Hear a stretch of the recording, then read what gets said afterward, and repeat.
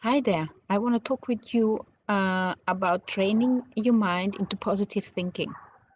Many people actually come and say, I've been doing this positive thinking last week, and it doesn't really work because I'm feeling really negative again today. And then I have to answer to them, positive thinking is like showering.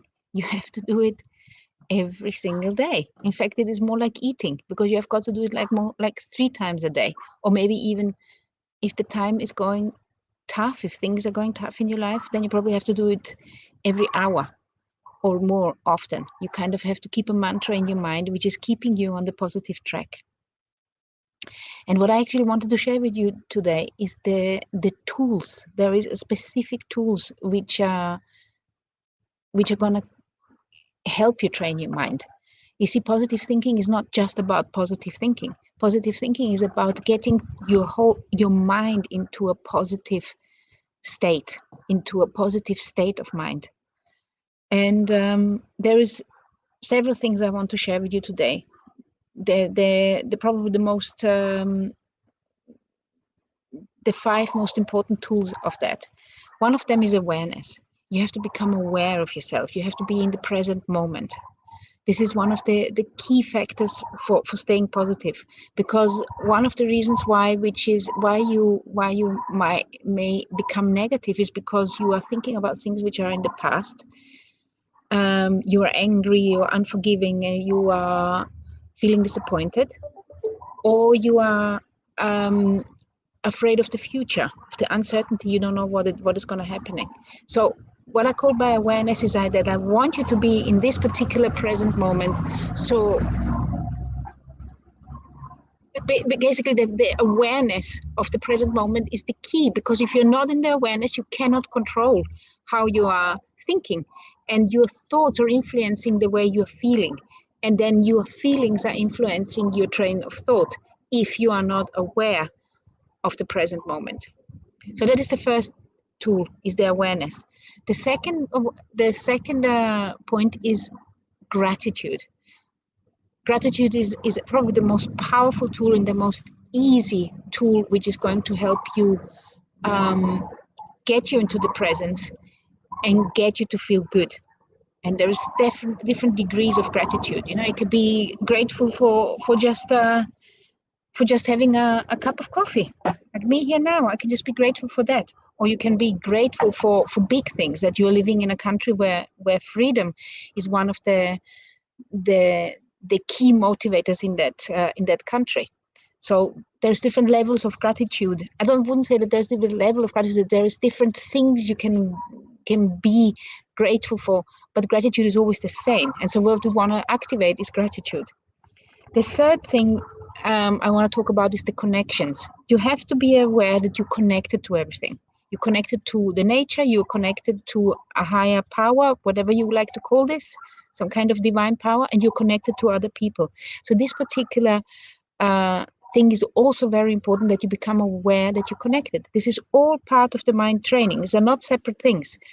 It is like when you're training your body, you can only train, you can go into the gym and only train your arm, or you can train your whole body and you can really become strong all over. So this is also what we are doing here. I want to talk with you, like I said, about those 5 key factors which are important to become positive, to have a positive thinking mind. The fourth one, which is probably a little bit difficult for many of us, because we have not really been taught how to forgive, or why forgiveness is really even important. Why it really is important. And the fourth factor is forgiveness. You have to be able to forgive others, yourself, the circumstances, and everything. And I will talk a little bit what forgiveness actually means. And the fifth one, which I find is very, very helpful, is the awe of the divine creation, of the divine nature that is surrounding us and is within us, and who we really are. So, and I don't mean awe at an idol, at another human being or something. This is not what I'm talking about. I'm talking about the awe of creation itself.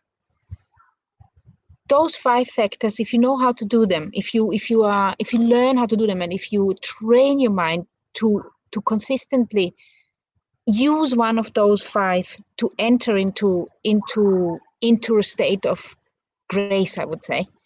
That is what positive thinking really is about. So I'm going to just repeat them quickly, and then we're going to go through each one of them again. And it doesn't matter. It's not like an order. It's not like one of those 5 is more important. No, this is just 5 doors which are helping you. And whichever one of those 5 is helping you to get into the state of grace, to get into a state of positive thinking and have positive thoughts, well, that is your entry point. But you cannot always enter the state of grace through the same door. Sometimes you need to try another one. And so that's why I want to repeat them one more time. So one is awareness and being in the present, awareness of your thoughts, of your feelings, awareness, presence in this particular moment. The second one is gratitude. For me personally, I believe is the most easiest door, the one which is the easiest to open. The third one is that you need to realize that you are connected. You are not alone. You are connected to everything, to the divine nature of yourself. You're connected to other people. You're even connected to nature. You're connected to animals, even if you know how to connect. The fourth one is forgiveness. Forgiveness means overlooking that there are mistakes or sins or whatever you might call them. Forgiveness is about being generous, allowing others to make mistakes and allowing yourself to make mistakes. This is forgiveness. And the fifth one is awe for the divine nature of things. Okay? So let me just go one by one now. Awareness means that you are here in the present moment. Awareness means that you do not dwell on past happenings. Of course, sometimes it's important that you look at the past and analyze it and say, okay, well, I've done this wrong or this happened. Okay, next time I'm going to do it better. That is okay. That you should do. This is why we have a memory, to be able to analyze the past and say, okay, all right, so next time I'm going to do it better, or I'm not going to allow this person to talk to me like that, or I'm not going to behave like that anymore when somebody says this or something like that. That is okay to think about the past. And it's also okay to think about the future, to then plan, like, okay, now this is what happened in the past, and in the future, I'm going to do it different. This is also, then it's okay to say, okay, in the future, I'm going to do it that way. But what is important is that you must not dwell on it. It is important that you must not constantly think about the past or the future. You have to become aware. You have to get into the awareness of the now. You have to you should kind of observe your mind and observe your thoughts, and with that particular observation, as Eckhart Tolle calls it, the observer behind, in the back of the head, I almost would say, the observer behind who's observing the thoughts. By observing it, you will really get into the now. And it's only in the now that you can train your mind. You can't train your mind in the past, and you can't train your mind in the future. The only place where you can train your mind and the only place where you can begin your positive thinking is in the now. So that is why I call it the awareness. Whatever helps you to get into the awareness, you got to do this. Awareness can be, there's a different, also awareness is within the body, I would say. So that is also one of a great tool to get into the awareness of the body is to use outside stimulations. Like, for example, going to the gym, moving your body, moving your muscle. That gets you into the, because of the pain, it hurts when you are moving your muscles, for example, or in a difficult yoga pose or something. It gets you into the awareness. So use the body to get into the awareness. Go for a walk, go for a run. Use your body to get into the awareness. The second, I hope that awareness is kind of explained to you a little bit. The next one I want to talk is about gratitude. Now, gratitude, like I said before, is one of the most, is the easiest way of getting into joy. It's the easiest way to become aware of the beautiful things in life. So I would do that. I would recommend you do that at least twice a day. And if you are really on a bad patch, if you're really having a negative patch, because we all get it, nobody is never on a downer. Everybody is on a downer for several different reasons. So don't ever think that you're the only one. We all have them. The difference is between people is how long do they stay in it? Does it take them a year? Do they go further? Do they fall further and further and further into the hole, or do they just have a week or 2 or 3 and then actually figure out different ways of getting out? I myself have been in a downer only 3-4 weeks ago, and it took me about 10 days to 2 weeks to get out of it slowly. But that is also why it's fresh on my mind what actually helped me. Like I said, one of the things which helped me, which was a key factor for me, is that I had to go to the gym. I really had to use my body, and I had to use, for me specifically, it works very good that I go and work my body hard, because then a lot of the negative energy kind of goes out of me and gets used up in the muscles, and then I make space for new, fresh thoughts, fresh energy. So, for example, just being in the gym, I could be grateful. I was grateful that I could just even move my body. I was grateful because I actually needed my husband to motivate me, to activate me. I was just grateful to him that he had taken the time and dragged me kind of by my hair into the gym. And I was grateful for that. I was grateful that I was sharing my thoughts on Instagram. This is basically where I'm sending out my motivations once a day, but it was hard. Some of the days I just couldn't find a motivating phrase which was resonating with the feelings I had, and I shared this particular thought on Instagram, and then loads of people connected with me, so I was very grateful for that. So it was like and I can see it in other people who are generally grateful for things and for circumstances, that they are generally happier people than the ones who constantly pointing at negatives and cannot find gratitude within themselves.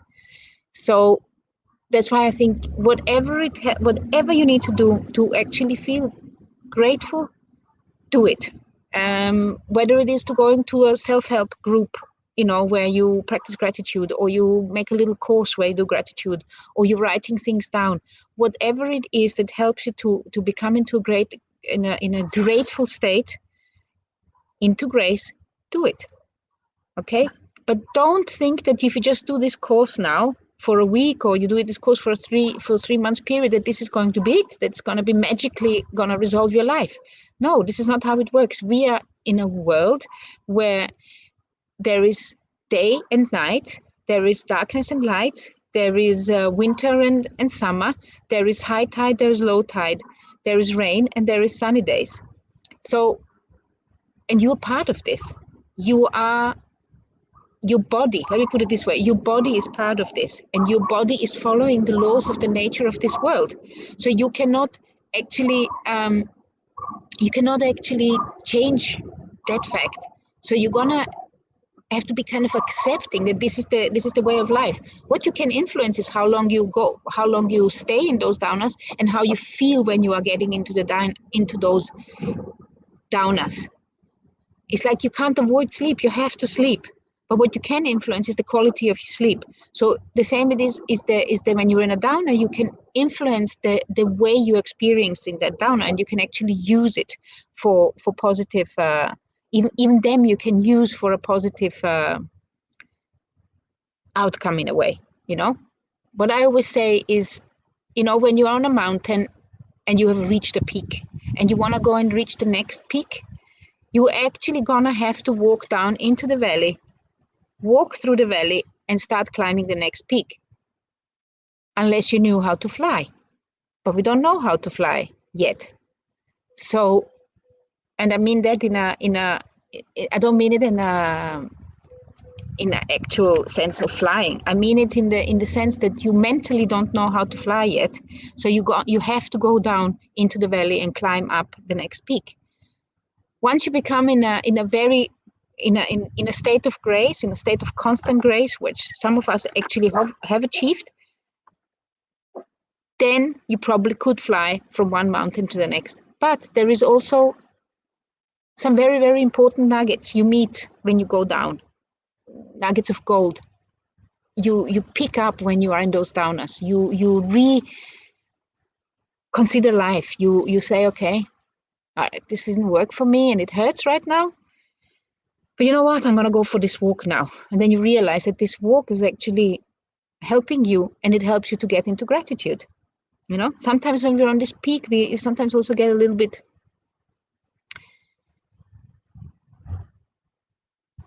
unaware. We become complacent. We think, we are so great, and then sometimes life needs to knock us down and get us back into reality.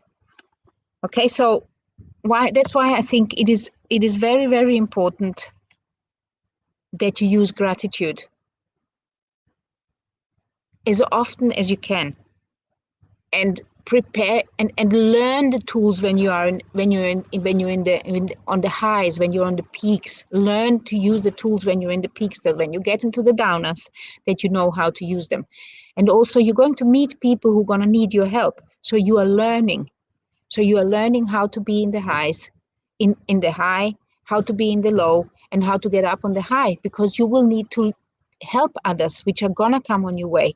You're gonna need to help them get out of them situations themselves. Which brings me to the next point, which is connection. I mean, this is already, you can see already that I have already explained connection. You are connected to people, you are not alone. Your thoughts influence people. Your mere thoughts influence outcome and influence people. Some people are receptive for your thoughts. So for example, let me just an example. So a person you are very connected with, could be a very good friend, it could be a partner, it could be a family member who you're really connected to. And I'm sure it has occurred to you that you've been thinking, oh, I'm gonna call them now. And just as you pick up the phone, they have called you or they've sent you a message. It is almost as if they have picked up your thought or you have picked up theirs. So that is, for example, proof to you, and there should be enough proof to you that there is a connection between you and that person. And you maybe have observed it in other situations. I mean, this is in other situations, like, for example, you were thinking, oh, I need to find a gift for this particular person for their birthday. And then you walk into a shop and there's the gift with their name on it, kind of. That is also a sign of connection. But those connections to people, this is a kind of a sign for bigger greatness which is within you. So this is the connection to your higher self, to the nature in itself, and to also again become aware, which was our first point, that you are part of nature. You really, I mean, positive thinking is that you tune into this who you truly are. And I have said this before, but I hope you can hear me now, because an airplane is flying past again. The connection to yourself, where is it? You see, when we are in this wake consciousness we are right now, the impulses you are getting for doing things, or the impulses you're getting, whether you're going to be thinking positive or negative, they are not coming from your conscious mind. They're not coming from your brain. They are coming from your subconscious self or your higher consciousness. So with the consciousness, when I'm saying that the connection, you need to want to connect to your higher self, and you need to want to connect to your deep level of subconscious, to your instinct, to your intuition. So I would say that the intuition and the instinct, they're in the lower self, because they're placed somewhere in the awareness of this body, because that's why we have a body. We have a body, and we only can perceive through this body physically. We can perceive. We've got our five senses, and we're perceiving through this body. You know, you can only see what your eyes can see, and you can only hear what your ears pick up. Your skin is your feeling thing. You feel if it's cold or warm, and so on. You've got your mouth. You've got your mouth to taste things when you're eating, if it's poisonous or not poisonous, if it tastes good or not good. Your mouth is, your taste buds are giving you a message, and your nose is picking up the smells. But there is a sixth sense, and the sixth sense is that you are seeing, hearing. There is like an equivalent of each one of those five senses within yourself. where you basically can close your eyes and you activate a vision. You are not listening to this. You can't close your ears, but you can tune into listening into your inner ears. This is, for example, you may be recalling a conversation, so you're hearing the conversation. So these are your inner ears which are hearing. Or you can recall a taste. That is your inner taste buds. This is not your taste buds here which are feeling it. It's your inner taste which is feeling that. So with the connection, what I wanted to say. So we're talking about the higher self and the lower self. So there's something which we call the ego or the fear. For me, the ego and fear is they're equivalent to each other. The reason why I'm looking at this that way is because I have studied the Course in Miracles for almost 12 years. I think it is 12 years, and it took me a long time to understand it, but I have understood for myself that the word ego is to be equivalent with fear. And fear is basically feeding of your subconscious self, of that what you truly are. You truly are love. And love is that thing which you feel in your belly, I would say. Maybe this is also where the sixth sense is. It is like in the belly. You can feel when you for example love somebody, it's the feeling in the belly which is getting warm, and just before, when you fall in love with somebody and you're just going to meet this person, you get like airplanes and butterflies in the stomach. It's kind of painful. Very interesting is because there's no pain there, but you actually feel it in your belly. And then also when you're heartbroken, it kind of feels in the heart. The heart hurts. Very interesting. You actually can feel it right under. It's like the solar plexus. You can actually feel the pain, even though there's nothing there. It feels like there's knives being stuck into your solar plexus. So this is your inner experience of yourself. This is within your body, right? But you are not only the body. You are much more than that. There's a consciousness which is all out. That's why you can connect to people. That's why you can feel a revelation. That's why you can marvel or be in awe at nature.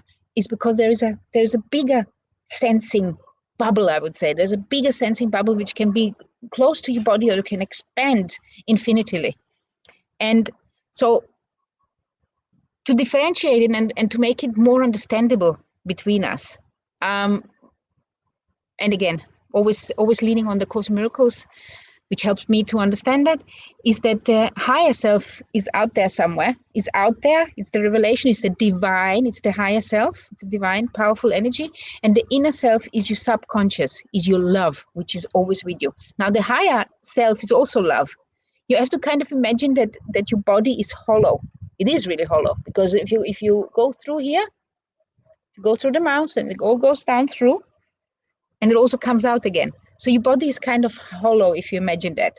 So when you do like this, there's a straight line from your mouth coming out of your bum.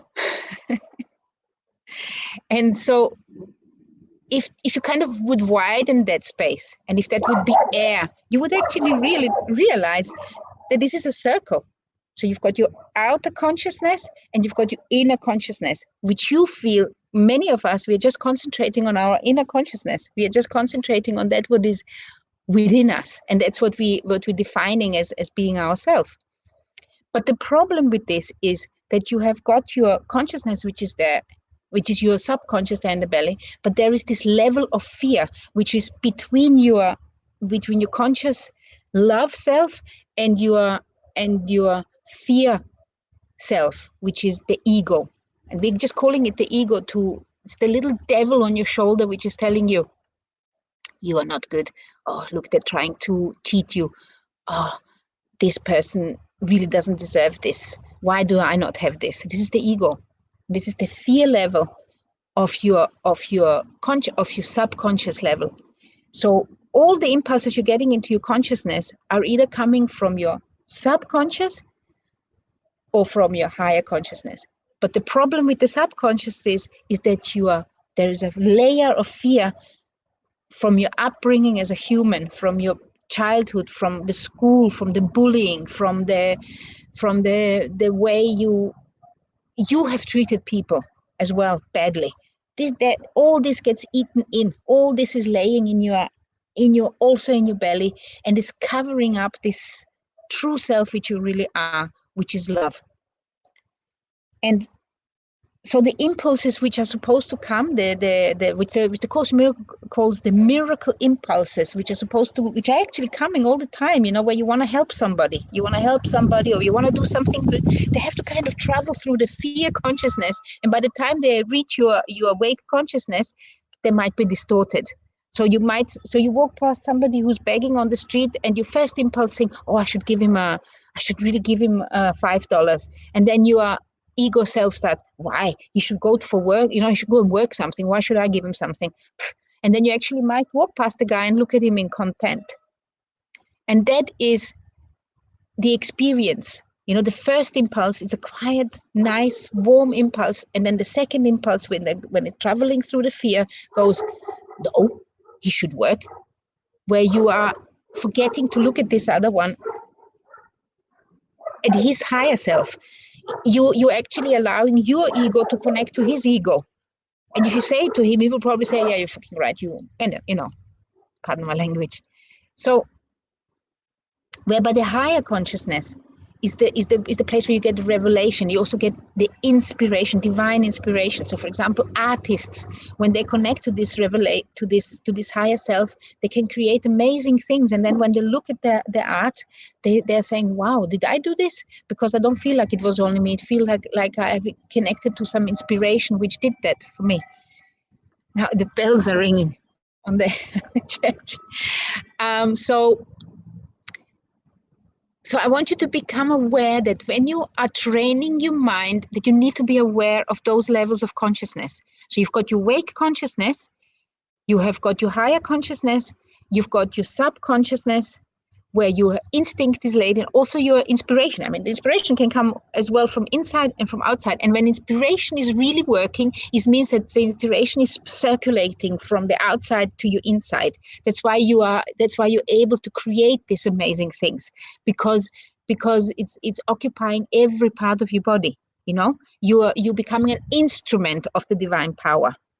And again, just so we repeat this again, you have to imagine that your body is hollow. I know that we have got our crown chakra here, and this is where the energy going.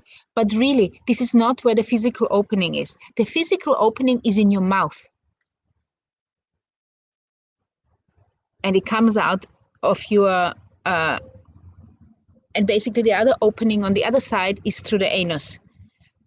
There is a connection. We are hollow inside. It's just that there's a lot of things going on in between, but you can go through. So when the inspiration comes in, it connects to your subconscious through fear. Fear cannot even stop. It cannot stop it. It doesn't even exist.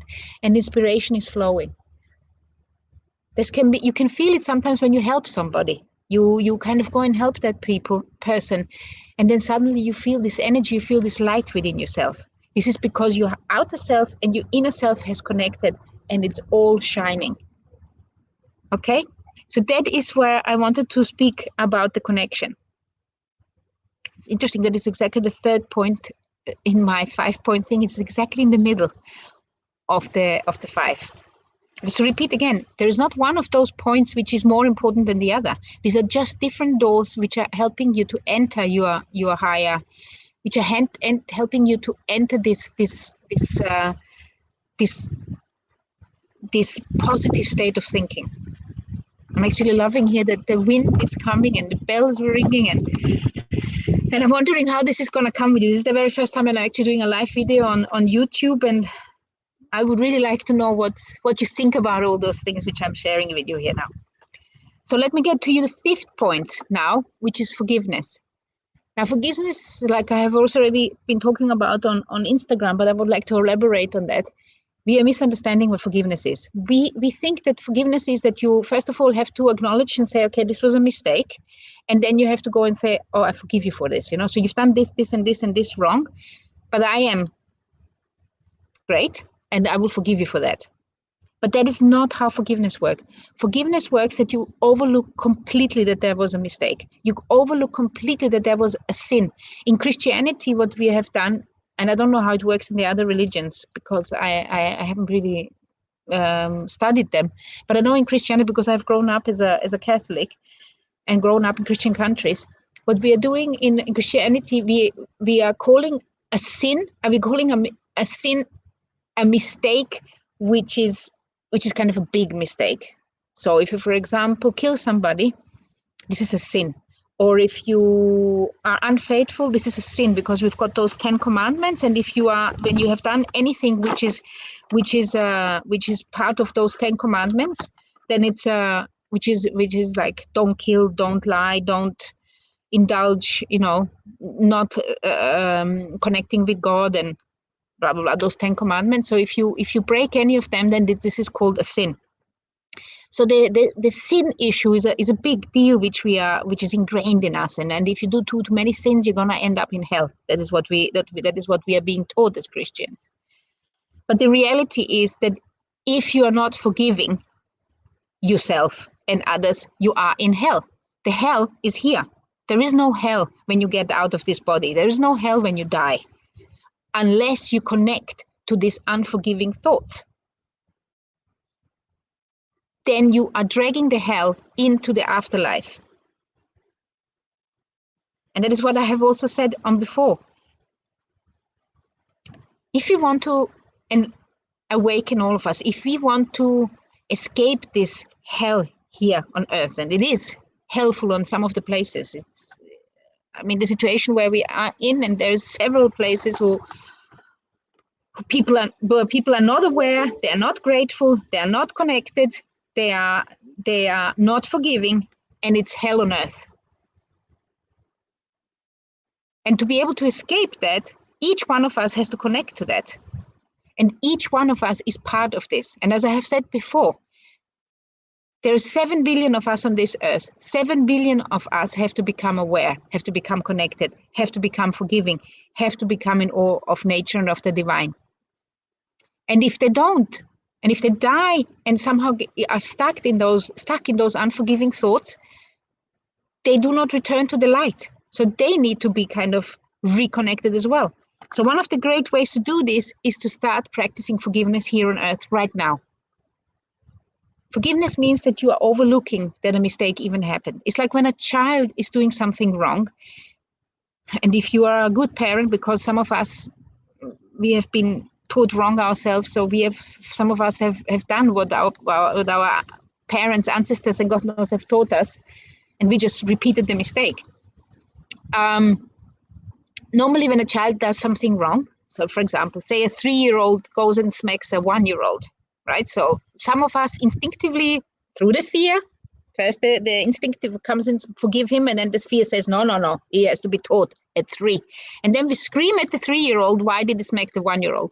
But as a matter of fact, the 3-year-old didn't even understand that he actually hurting the 1-year-old. He just made a mistake. He didn't know. So when you're a knowing adult and when you're a great educator, you may be just going to tell him, don't hurt the 1-year-old, actually hurts him.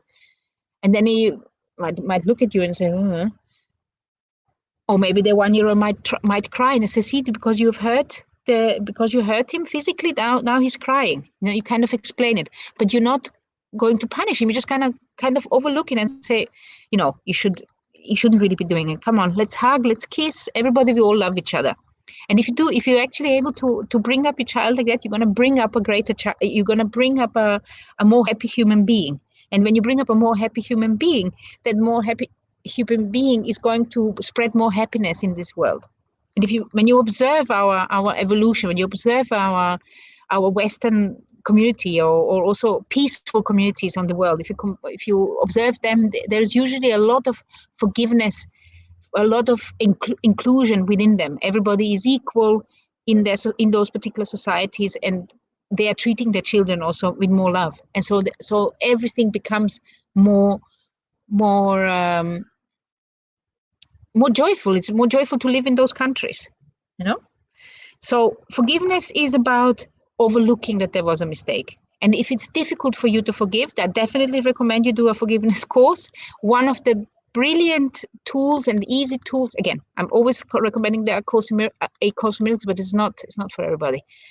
It is very intellectual, and gonna go very deep, and the undoing of certain errors within yourself might be very profound and might be very painful. So it's not for everybody. If you are being called to the Course in Miracles, do it. But if don't now go out and buy the Course in Miracles, because it's not necessarily for you. And what was I going to say? The one which is working really, really well in that I like is the Ho'oponopono mantra, where you're basically applying the 4 phrases of the mantra to any of the to any situation which is really not working for you. So that could be, it is the 4 phrases. It is I love you, thank you, please forgive me, thank you. I would add the 5th phrase to that, which is I forgive you. And you basically in Ho'oponopono, what you do, you're basically applying those 4 phrases, and then please use the 5th phrase as well to any situation, to any person who you cannot forgive. You kind of another one which I liked very much was the Sedona Method, which helped me apply forgiveness and also just letting go of those negative feelings, just letting go and applying it to work situations, to my boss, and to similar situations like that. So, forgiveness is crucial. Forgiveness is the probably most difficult, depending where you are in your evolution yourself. But forgiveness is the most difficult door. If gratitude is the easiest, forgiveness is probably the more difficult door. But if you don't learn to forgive, you're not going to be able to be in the joy. And you see, forgiveness is how it works really when we are angry with somebody, when we hate somebody, when we are accusing somebody of something. If you really allow yourself to observe it, it's not because of what they have done to you. It's because of what you are doing to them that you are not able to forgive. You're basically blaming them for what you are doing to them. So the step of forgiveness is that you forgive yourself and you forgive the others. And you got to learn this, and this is something you've got to do every day. Just like showering, or I would even extend it, it's like breathing. You have to be able and wanting to forgive everything and everybody, and then that is where you can be in a state of grace, and that is where you're going to be able to fly from peak to peak without having to go into the valley, which I mentioned at the beginning of our chat. And the last one is the awe of the divine nature.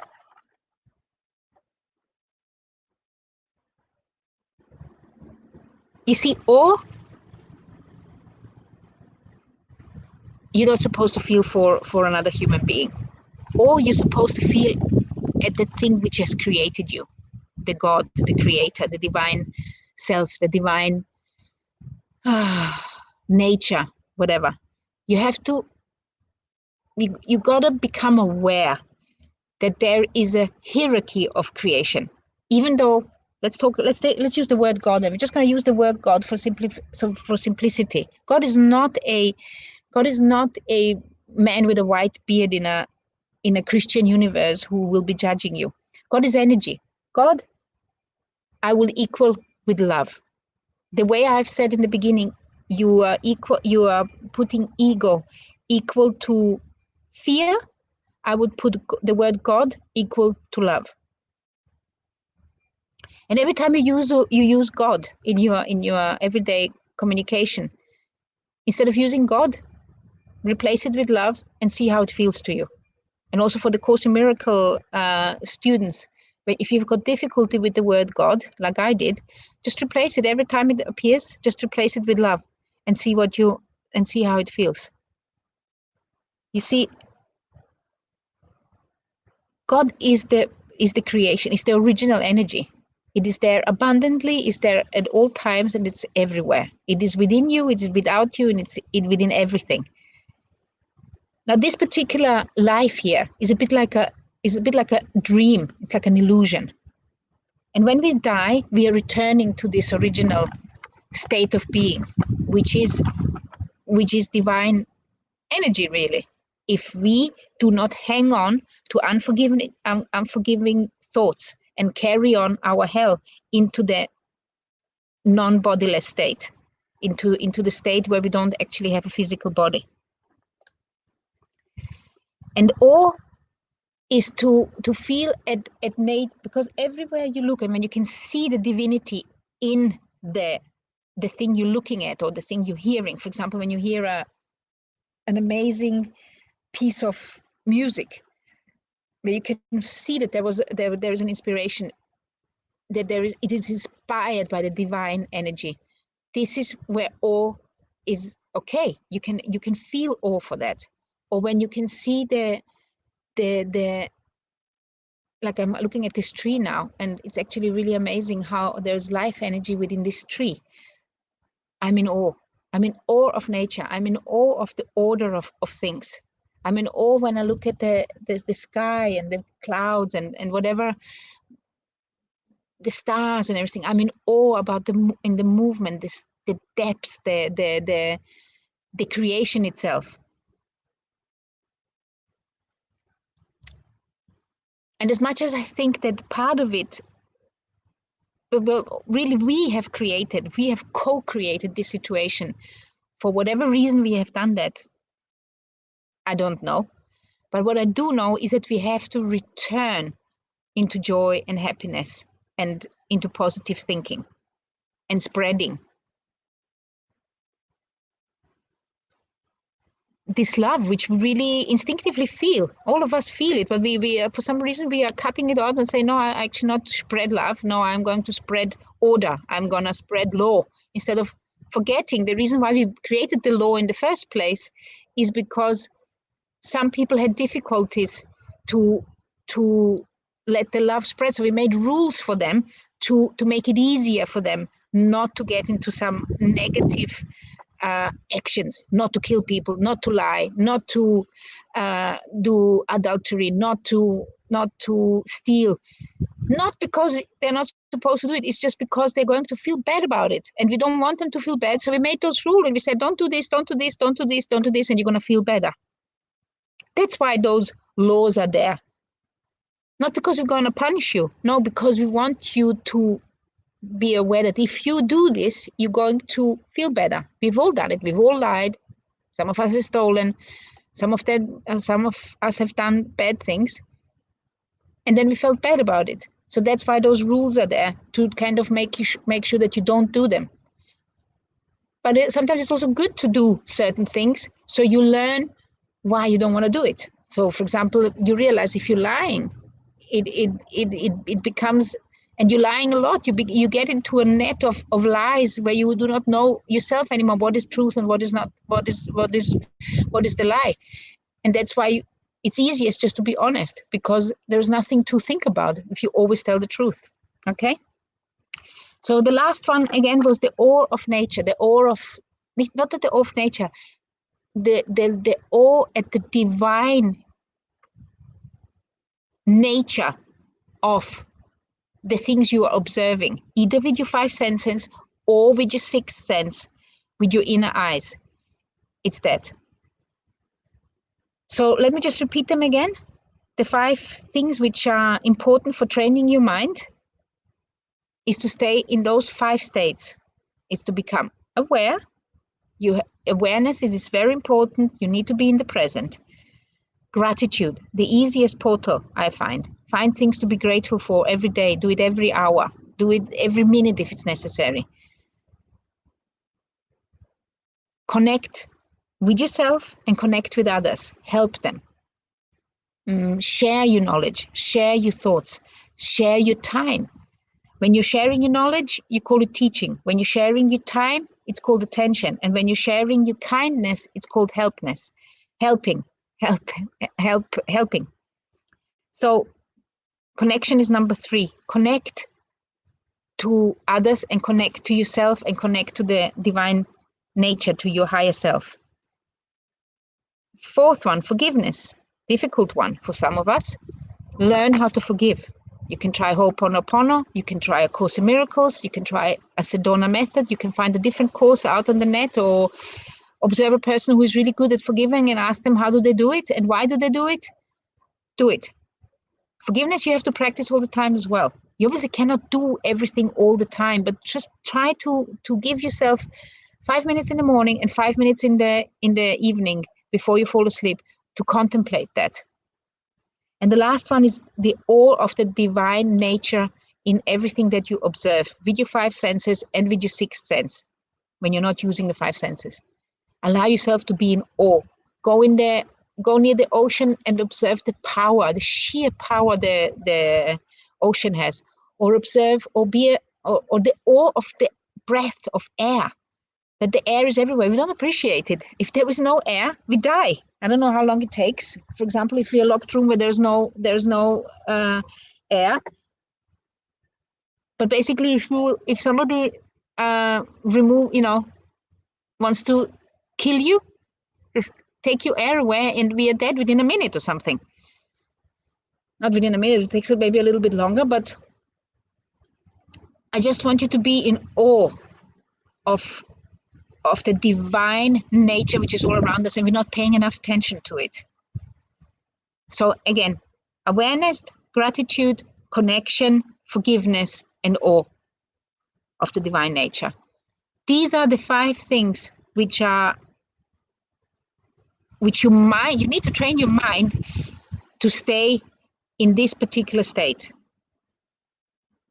So I hope this was interesting for you. I'm Judith from the Lucid Mind Center. You can follow me on Instagram, Lucid Mind Center, like that, Lucid Mind Center.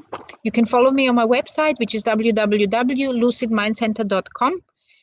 And this was my first broadcast live. Let's see how that went on YouTube.